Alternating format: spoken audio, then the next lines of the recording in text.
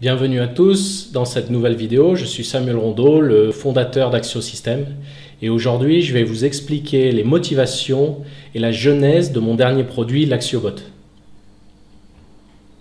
Cela fait 20 ans que je crée des stratégies de trading automatique et il y a une constante que j'ai observée, c'est que à certains moments, le marché va donner de la performance, c'est-à-dire qu'il est dans une configuration et il a un comportement qui est relativement facile pour ces stratégies à capter.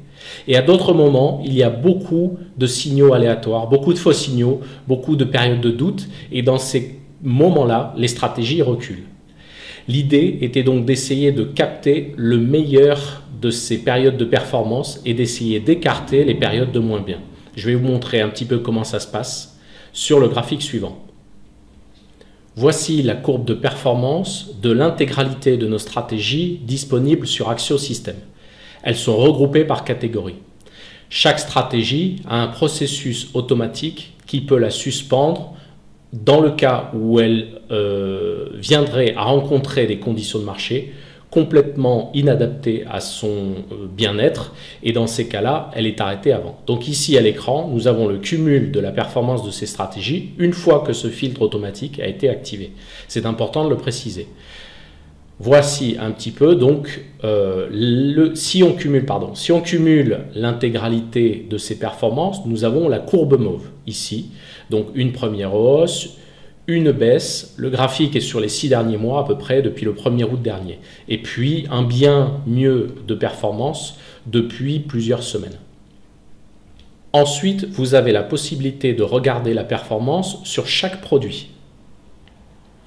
On s'aperçoit que le meilleur d'entre eux sur les 6 derniers mois, c'est l'or, avec cette courbe orange ici sur le dessus qui correspond à ce code couleur. Vous pouvez observer que vous avez une première période de performance, puis un moins bien, avant une seconde période de performance, puis une troisième en cette fin d'année qui est très probante. L'idée est donc d'aller chercher la performance sur ces produits lorsqu'elle se présente et d'être moins présent ou diminuer les volumes ou l'impact de ces stratégies sur le portefeuille lorsqu'elles rencontrent des périodes compliquées.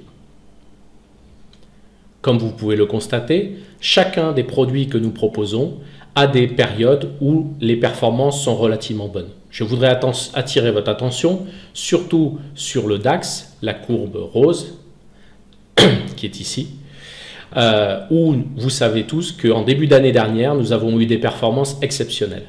Or, pendant l'été, les performances ont totalement disparu sur le DAX, comme on peut le constater ici et là, avant de revenir depuis un trimestre, mais pas encore avec la même force historique que ce que nous avons vécu l'année dernière. C'est exactement ce que je vous disais en introduction. Nous avons des phases où le marché va donner, où il est facile, où les stratégies sont parfaitement adaptées et cela correspond à la norme historique sur ce marché. Et puis il y a des phases où ça ne fonctionne pas. L'idée, c'est donc de filtrer ces phases. Terminons rapidement par d'autres produits qui n'ont pas été aussi intéressants. Le pétrole, par exemple, en vert, ici, où vous avez une première phase intéressante, puis une longue glissade avec uniquement des faux signaux, avant qu'en fin d'année, nous ayons une performance qui se réveille. Nous avons également sur le CAC, je vais passer en bleu, que vous avez ici au-dessus, donc des périodes relativement intéressantes, comme là ou là. Même sur des marchés comme le Japon, qui est ici en fond, vous avez des périodes où c'était relativement intéressant. Elles sont courtes, mais relativement violentes, et donc elles ont toute la place dans un portefeuille. Mais comme vous pouvez le constater, sur l'intégralité de la période des 6 mois, les performances ne sont pas plus intéressantes que ça. Il n'y a que sur l'or, que sur 6 mois, nous avons une performance très probante. Pour la plupart des autres produits, c'est autour de 0 et il n'y a que le DAX et l'indice australien qui sont relativement négatifs. C'est à partir de ce constat que j'ai eu envie de créer l'AxioBot. L'AxioBot, c'est un processus en 2 étapes. La première étape, c'est une stratégie globale qui va se fournir en signaux parmi la totalité des autres stratégies.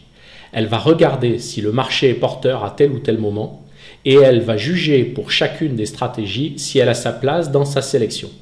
Ensuite, si c'est le cas, elle va valider le signal et le passer sur le portefeuille, sur la stratégie AxioBot. Le deuxième niveau où l'AxioBot a un véritable avantage par rapport au reste de notre travail, c'est dans la gestion du volume et du risque. L'AxioBot va équipondérer chacune des stratégies par rapport à chacun des produits afin que chaque ligne vous fasse courir un risque équivalent par rapport aux autres. Ça, c'est la deuxième chose.